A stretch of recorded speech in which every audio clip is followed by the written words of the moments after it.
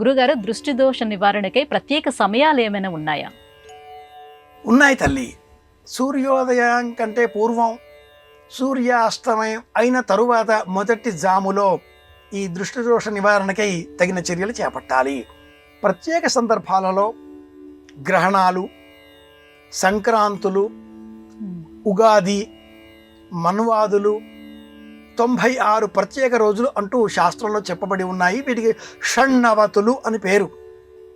అమావాస్యలు, వ్యతిపాత అన్న యోగం ఉన్న రోజు, సూర్యాస్తమయం వరకు ఉపవాస వ్రతం పాటించి ఎర్రని వస్త్రంలో కొబ్బరికాయ, నవధాన్యాలు, జీడిగింజ, అలాగే గవ్వ, ఇనపమేకు, రాగి లోహంతో కూడుకున్న ఒక నాణెం లేదా కాసింత రాగి ముక్క, వీటిని ముడిగా వేసి ప్రధాన ద్వారానికి ఎదురుగా వేలాడదీస్తే లోనికి వచ్చేటటువంటి వారి దృష్టి దోషాలు ఏమైనా ఉంటే ఆ పదార్థం స్వీకరిస్తుంది.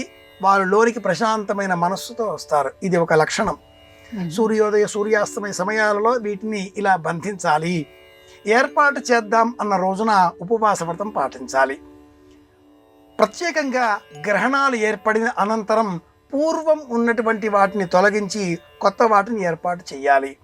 ఉగాది, దసరా, సంక్రాంతి, సంక్రమణాలు 12 సంక్రమణాలలో కూడా దృష్టి దోషం కోసం ఏదైనా ఏర్పాటు చేయాలి అనుకున్నప్పుడు బూడిద గుమ్మడికాయని వినియోగించాలి.